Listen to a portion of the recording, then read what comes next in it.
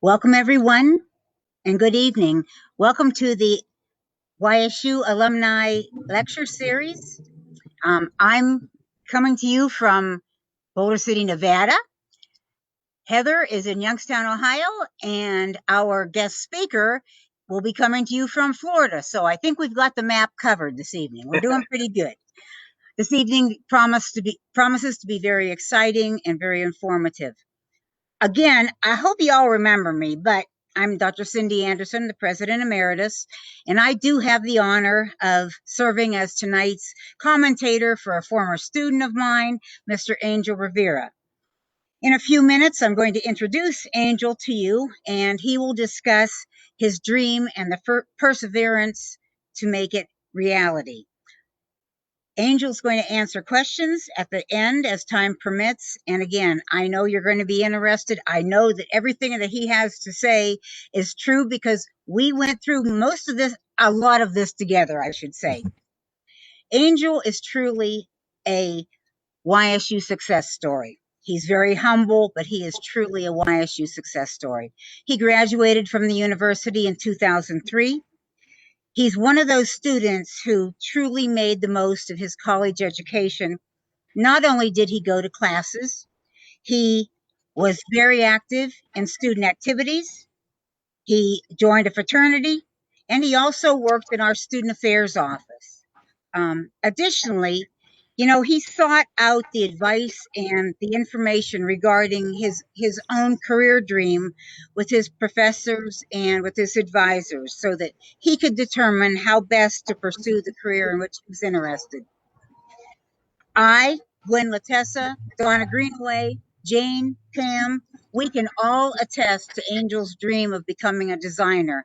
He spoke about it often while he was in the office. We talked about it, and he knew what his career goal was. Oftentimes, you would walk past Angel's desk if things weren't really busy, and you'd see a sketch sitting there. And I'm telling you, that sketch would be remarkable. It was almost like he was already a master of this career. He was incredible. The folks on campus who knew Angel when he was a student knew that there were big things in store for him. And he did prove all of us right. Angel hit the big time. He did it great. He pursued his dream. He pursued it the right way. And the most wonderful thing about all of this is that he loves what he does. He thrives on it. He loves to talk about it, and he loves to do it. So, having said all of that, folks, I am so very proud of all that he has accomplished. I've told him that 100 times. He's a wonderful person, a very giving and caring human being, and it is just a real pleasure and a privilege to know him and to be able to say, I knew him when he was a student at Youngstown State University. So having said all of that, I present to you Mr. Angel Rivera. Thank you so much for those kind words. I am so honored. I am very happy to be with you all tonight. I just want to give you a brief synopsis of my history and how I got to be where I am today. Again, my name is Angel Rivera. I am the designer of Angel Rivera Bridal. We have two collections, which are Angel Rivera Collection, which is the couture collection of bridal gowns that range at our retailers for $3,000 up to $8,000 for the bridal gown. And we have our Bridge collection, which is our collection of gowns that range from the $1,800 mark to $2,900 mark, which have my mother's maiden name Flores collection after my mom's side of the family. I received my bachelor's degree from Youngstown State University in 2003 with a fashion merchandising degree in the fashion department there and minored in speech communications and business at YSU. I loved every minute of it while I was there. As Dr. Anderson said, I made sure to take part in every activity that I could take part in, from homecoming to fraternity and social events, to make sure that I could cultivate myself, being ready to maybe learn as much as I can in those activities, but as well as to be ready for stepping out to the world and being able to do what I wanted. I've done bridal now. It has been 11 years that I have owned Angel Rivera, the bridal company, and prior to that, I have worked in bridal since 2003 for designers such as Amsala in New York City, Kenneth Poole, Christos, and the legendary House of Say Yes to the Dress Kleinfelds for almost 3 years there. It has been a great journey. A lot of people will ask me, how did I start in bridal or what possessed me to want to be in bridal? Bridal has always been something I have loved since a child. On Saturdays, we were raised Adventist, and on Saturdays, my mom took us to the park to spend time in Mill Creek Park, which is one of the most beautiful parks I can tell you after traveling the world. That is around the world, is Mill Creek Park with just the parks and the flowers. And we would go there every Saturday. And if you've been to Mill Creek Park on a Saturday and during the summer, it was the spot where every bride in Ohio wanted to take her photos at. So we would sit there and spend time with the family watching the brides take their photos. And it was one of the things that I love best to do with my family, but as well as I loved watching the brides, and I became obsessed with bridal because as I would watch them, you could see the joy in that in the woman's face that she was married, and you could see the confidence that she had sometimes the day of her wedding because of the way she looked. And it was something that just enamored me, where I was just like, I love the way that they're very confident. And to this day, one of my philosophy that I've taken away from that in bridal has been my philosophy is that I love to see the women look confident in my bridal gowns, and I design for the bride who wants to command the spotlight and to stand out in her own way and in her own vision. So as a child, I watched them and I thought it was an amazing thing. And from that point on, I just always told my mom and my sisters, I want to be a bridal gown designer. I'm going to design bridal gowns. And I had the opportunity when I signed up for college to go to Youngstown State University, which I was very proud and happy to go to. And it did take me some time to figure out what I wanted to do while I was at YSU. I knew down deep inside I wanted to do bridal fashion.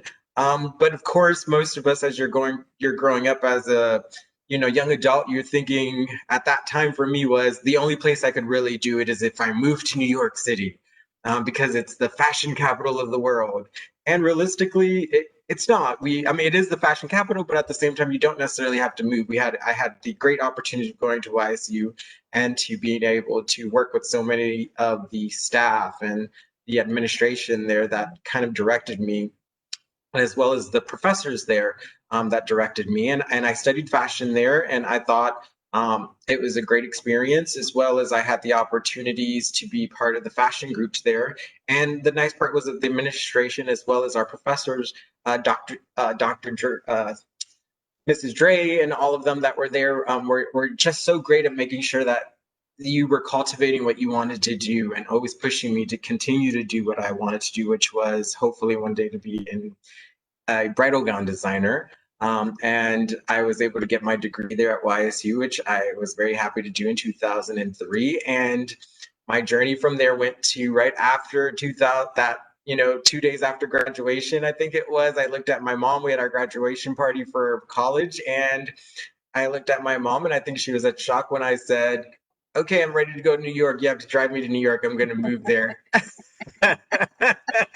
And I think she was just like, there is no way I'm driving you there and just dropping you off. And though she was probably not too thrilled about it, I did do just that. She drove me to New York with my belongings and left me at a friend's house for a short period of time, where I crashed on their couch. And at the time, we didn't really have too much of Indeed and ZipRecruiter and all that stuff. I remember moving to New York, and on a daily basis, as uh, it was a very hot summer, August time. That summer when I moved to New York, is extremely warm, and you're dressed at that point. I was dressed in complete suit because at that time for New York, you kind of had to walk around and drop off your resumes in the design and fashion district, which was not the easiest thing to do when it was 90 degrees outside and you're dressed just in case they asked you to come in. So I remember walking up Madison Avenue and then the garment district and completely dressed in a suit jacket and a tie and just kind of sweating but trying to keep it together. and dropping off my resume at different design houses that would let you drop them off at the time. And it wasn't even that you were guaranteed that they would see it. Would you would go into the doorman, and the doorman had a little mailbox, and you just placed your resume inside of the mailbox in hopes that it would get upstairs and that someone that was in charge of hiring would see it. And I probably did that for a good 3 weeks of looking for something and just dropping off my resumes to these places. And at one point, I did get a little discouraged. I think it was the hardest thing to just keep trying. I mean, it was discouraging in the fact that you just kept walking around in hopes that someone would just take a peek at that. And I one day went to the Amsala company, which I remembered was always on the corner of Madison Avenue on in the Revlon building in New York. And there was a doorman building. It was a very luxury building there, the Revlon building at the time. And somehow I was dressed again very well that day. And I think it was just fate because this is what I want to do so much. A group of people that were working in the building were walking in, and I just kind of blended in with them because the doorman didn't stop me. And I was able to go right in, and I went up to the floor of where the Amsala company was, the designer, and I walked in, and the front desk person said to me, "How did you get in, and what are you here for?" And I just looked at her and I just said, I have my resume and I was hoping that I could leave it here in hopes of maybe trying to get a job in the bridal industry. And she said, well, you can just leave it right there. Very New York, you can just leave it right there. If there's something we're interested, we'll let you know. But I'm not even sure how you got in the building. And I was just like, well, and me being a naive Ohioan, I literally just looked at her and I said, well, through the front door like everyone else. um, and from there, I was walking home. I'm probably at that point a little discouraged, but my mom raised us to be very faithful and have a very good spiritual life that I kind of just talked to God and said, God, this is what I really wanted to do. And if you want me to be here, you're going to let it happen. And about 10 minutes after that talk, I got a phone call from the Amsala company on my way going back to where I was staying. And they said, do you think you'd be able to come in within the next day or so for an interview? And I agreed and I said, yeah, I can come in tomorrow. And they said, great, come in tomorrow. I sat down and had my first interview with them. It was for the operations manager position there. And it wasn't in design, but it was operations. And for me, I was just like, I'll take anything to get my foot just into the door in fashion at that time. And she interviewed me and she said, great, we'll let you know. And again, I just kind of talked to myself and to God and said, that's where I'm supposed to be. You're going to let it happen. And again, when I was talking, the next 10 minutes walking home, the second phone call came in. They said, we like the way you interviewed and we like your resume because it looks like you have lots of experiences in what you did in your university, which was being active in different groups and clubs and all that, which means you're very active. And I was just like, yes. So they invited me to come back to actually meet with the designer herself, Amsala, to see if she liked me enough to hire me to work for her company. And I went again the next day, and I had the opportunity to sit down one-on-one with the now deceased Amsala, who was a great mentor while I worked there. And she hired me on the spot and said, you will be a great addition to the company. And I worked for that company for about 2 years.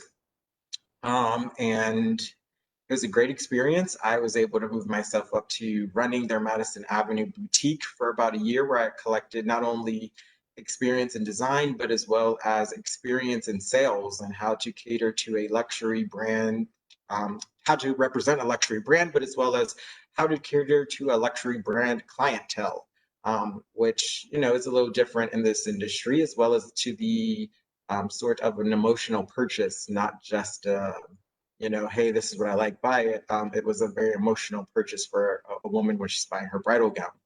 I worked for them for about 2.5 years, and from there, I wanted to continue my education process because I knew needed a little bit more. So I ended up signing up, which was a great program, because I had my degree already from YSU. I really didn't want to go to a whole nother bachelor's degree program to now get a design degree because I, since a child, and as Cindy said, was very artistic. I could design already. I knew how to draw and what I wanted to bring to life. The part that I was missing is the part of doing the patterns and actually creating the physical good myself and understanding what fit and how to get a sweetheart neckline or how to get a bust to fit a woman.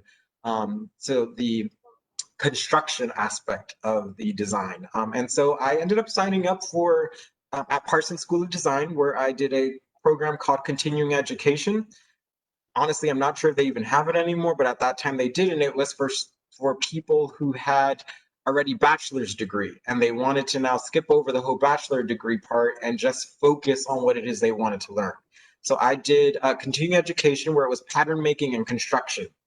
And I got a certificate there for pattern making and construction at Parsons School of Design. And after that, one day, I wanted to go back to the industry to work. I applied at Kleinfeld's, which is now the home of Say Yes to the Dress on TLC. And I applied to go there, and they gave me a call about 2 days after I applied and asked me to come work for them.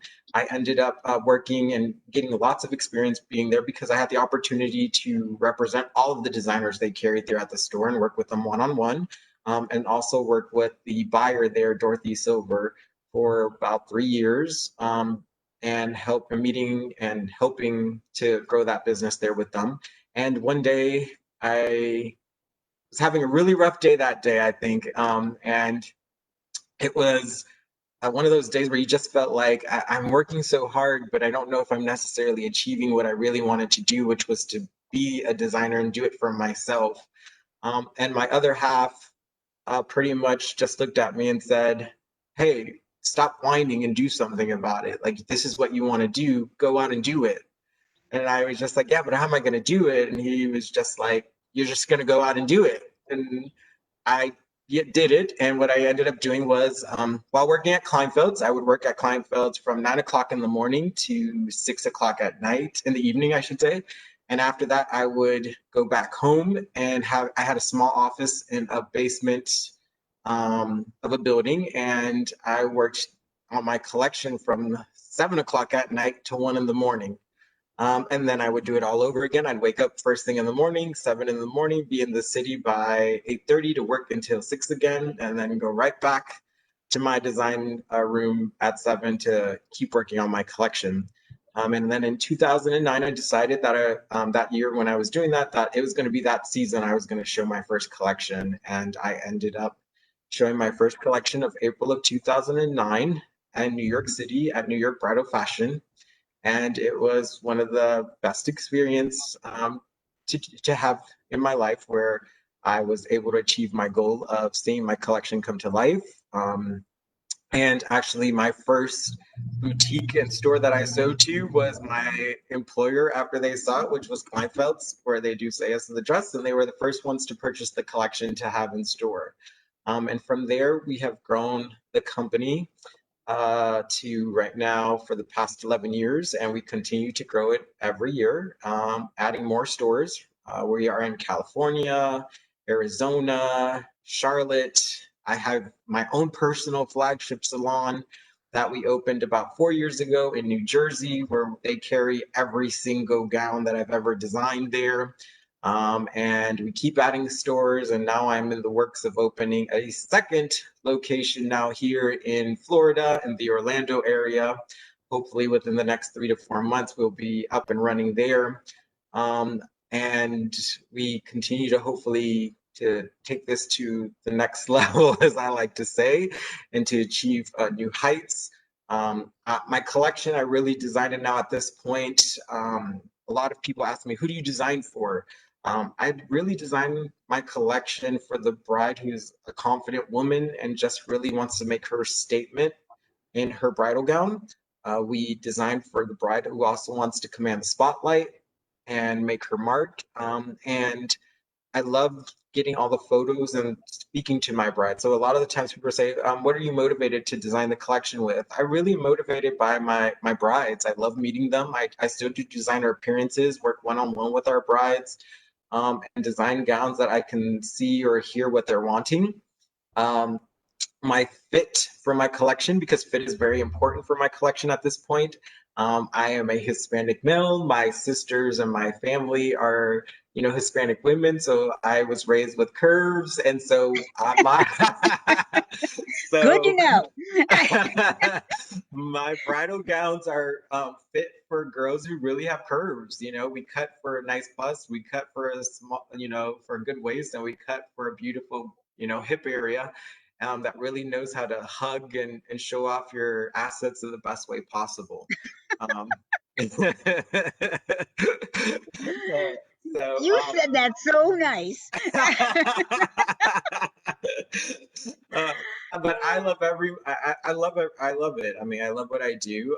Right now we have about, we have employees that we do have sales, which I manage, which are under our sales division that, sell directly to our brides who are our sales consultants. Right now, I used to have every aspect of the business under my belt that I took care of, from accounting to marketing to designing to production. But at this point, as we are growing, some of it I have learned has got to get out of my hands and go to other people.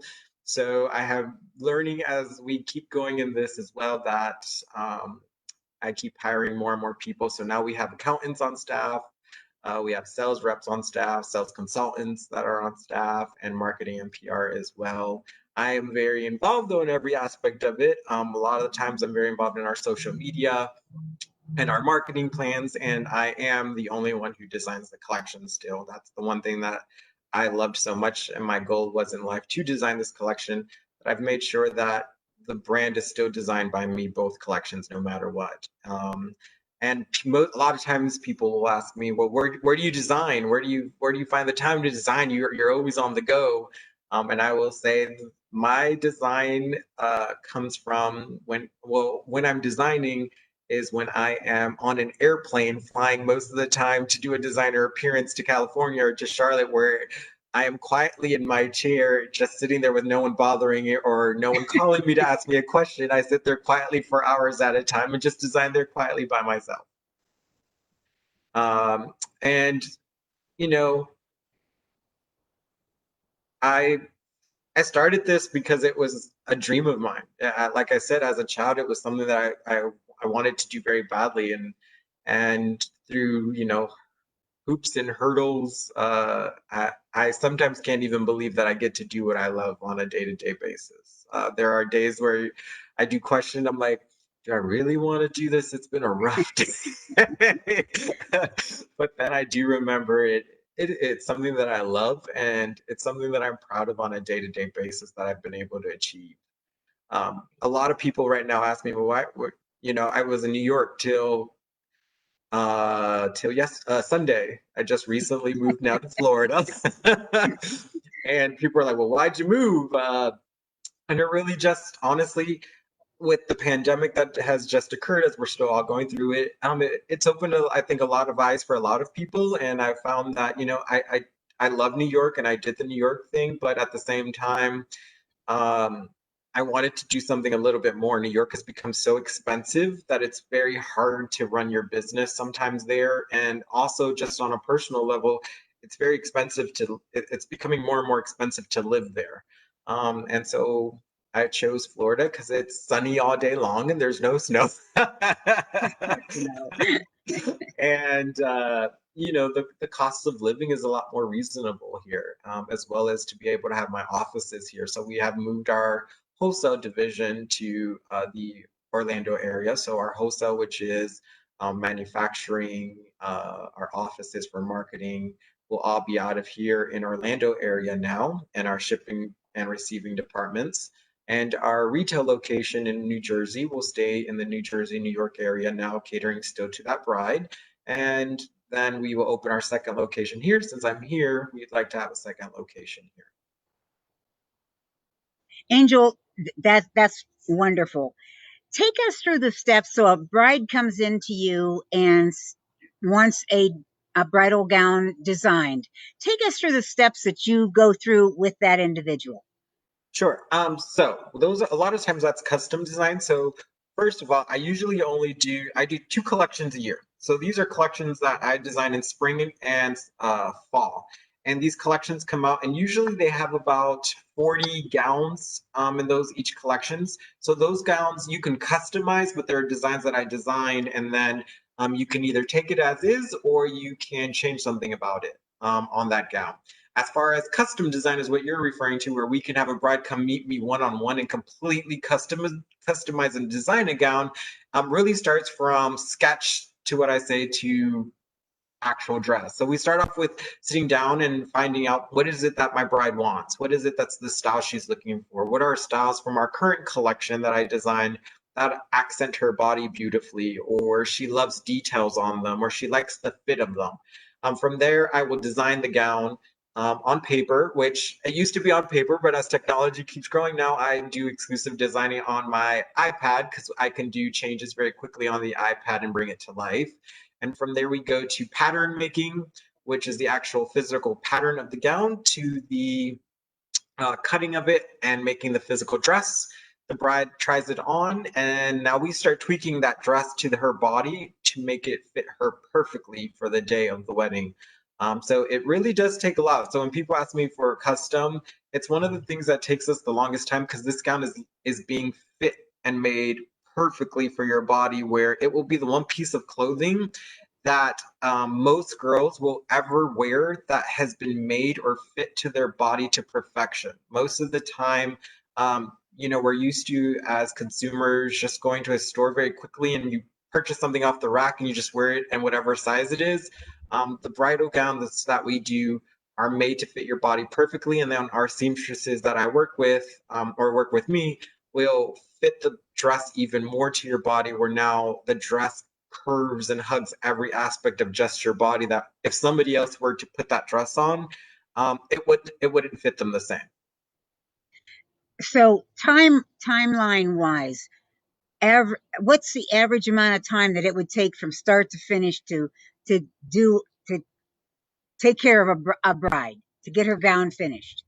So if you purchase one of my gowns from my collection as is, those gowns take anywhere from 4 to 6 months to be made. And because of the fact that one thing when people are like, oh my goodness, your gowns start at maybe 1900 or start at 300 from our couture collection, just be aware that we are importing fabrics from Italy, from Japan, from France, laces from France and Turkey, beading from India. So those are a lot of things like that that make the gowns that price point. But as well as for something that's custom that you're referring to, that sometimes can take us up to 12 months just because we're making patterns from scratch to fit this bride's body now all the way to the physical dress to be ready for the day of the wedding. Wow. What would you say is the biggest challenge that you meet in designing a dress for a bride? I think the biggest challenge is for me when I'm designing for a bride is her understanding what can aesthetically and construction wise actually be done as compared to sometimes the client comes in with an idea of like, I want this ruffle to keep going up in the air and just wave away. And it's like, well, that can only happen if we kind of put some kind of cardboard behind you to hold it up. Um, so it's I think of getting the client to understand that we can do a lot of things, but there are limitations to everything. I have a couple questions here from I have several questions. Okay. Um, from Ariel Flores. Do you have a favorite moment in mind that's a highlight of your career? Something I that inspires you? uh, think the one of my I would say one of the highlights for my career so far, and that pops in my head, um, was the day that I got to design my little sister two bridal gowns, and to watch her get to physically wear both of those bridal gowns and get married that day. That was probably one of the highlights for my career. Great. That's wonderful. That's something you're always going to remember.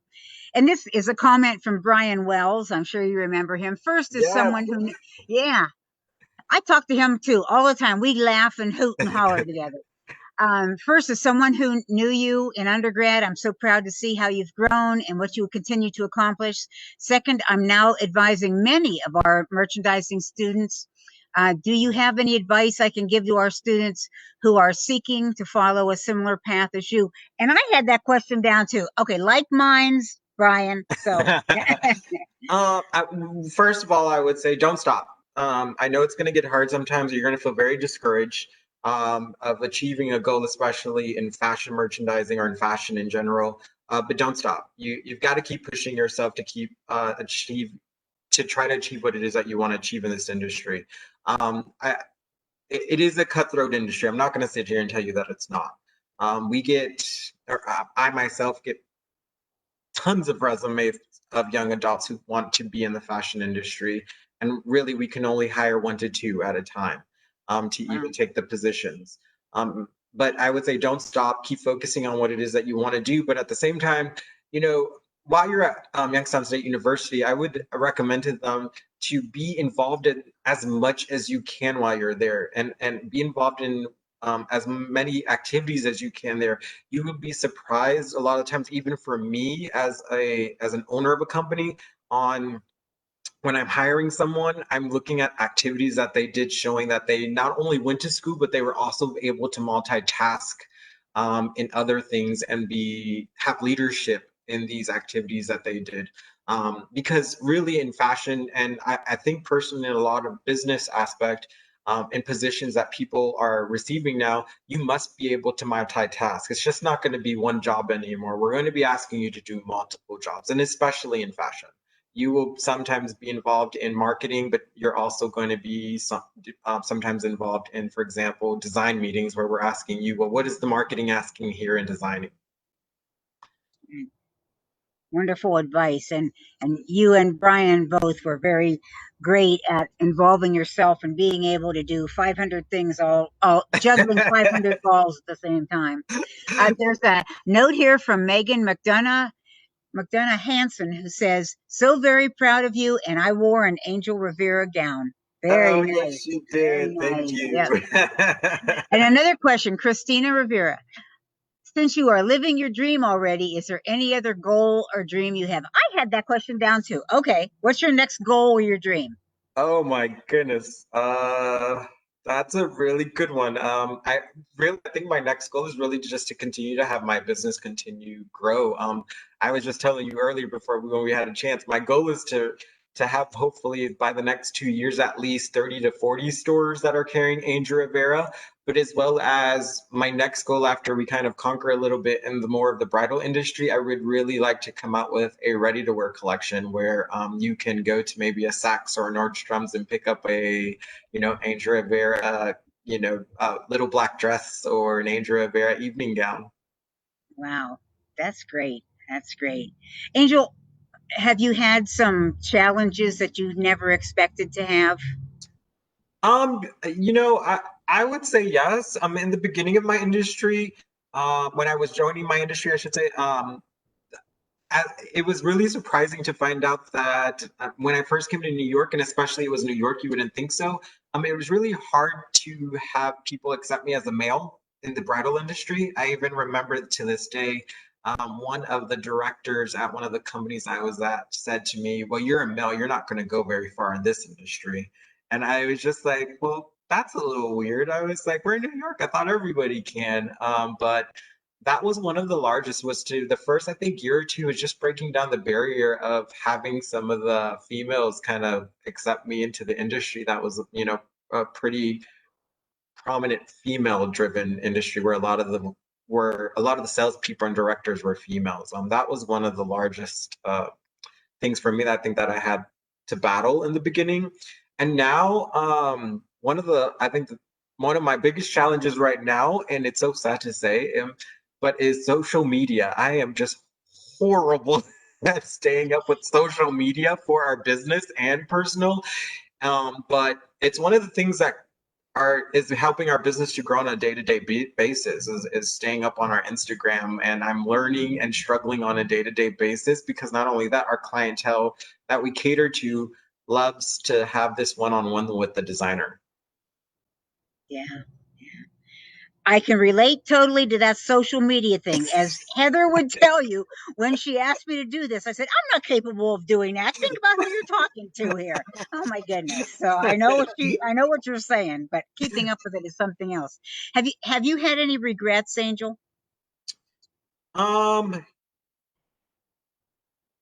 yeah, I would say yes, but not so much in what I've done. I think one of the a regret or maybe the hardest thing I think from choosing to do what I love, and trying to attain the goal of doing what I love was that um, I had to leave my family. And that was one of the hardest things, is to get up and move away and to leave your family, and as well as when your sisters, because we're very close, start to have children and not to necessarily be there for all the little milestones for your nieces and nephews.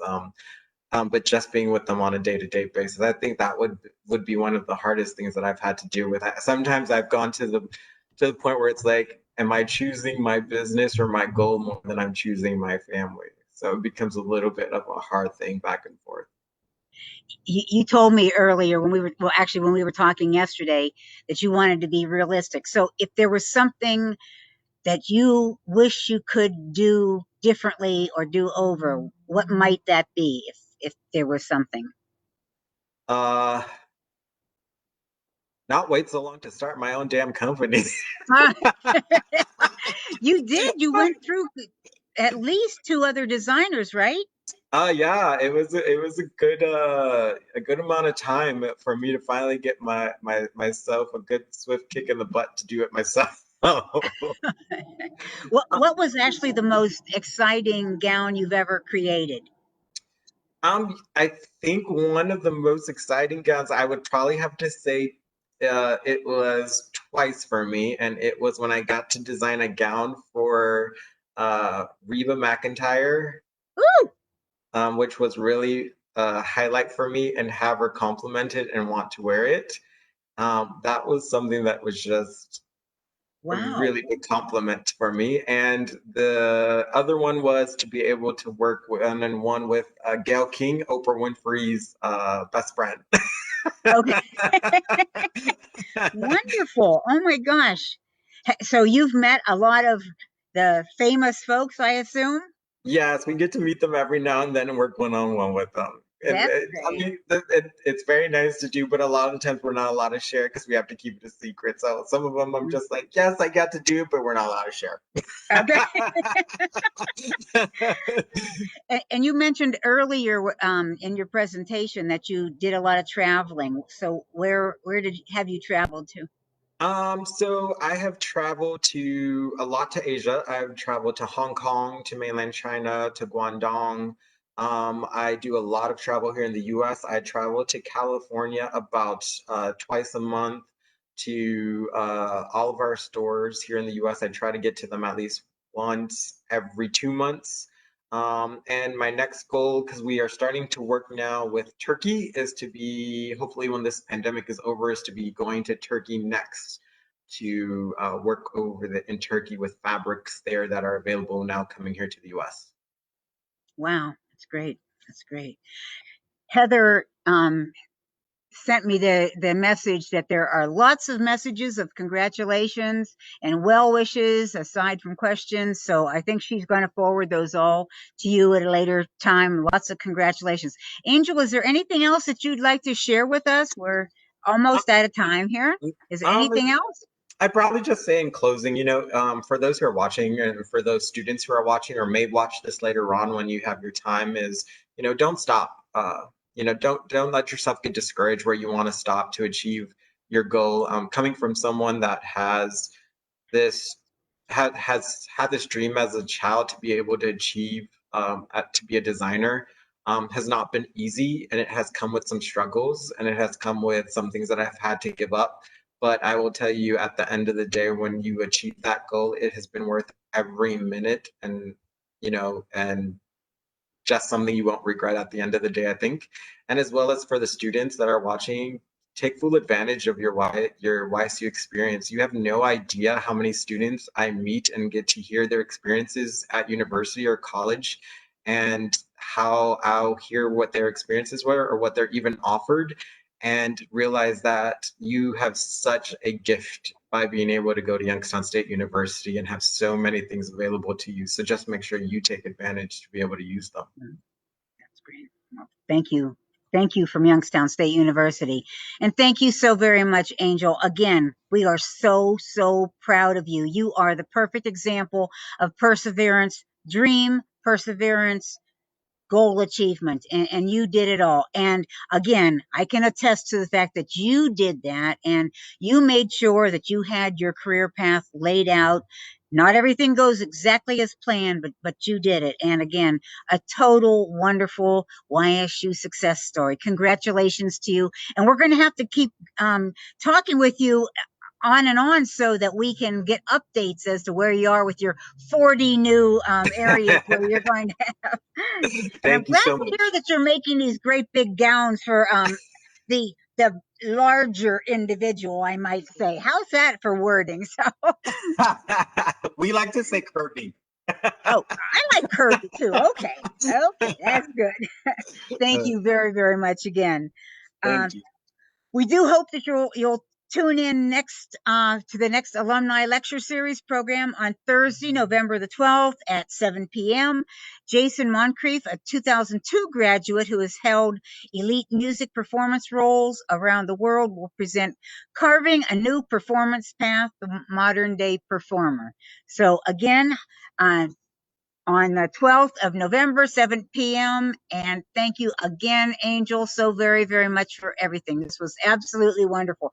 Great catching up with you, too. Take care. Thank you. Thank you, Heather.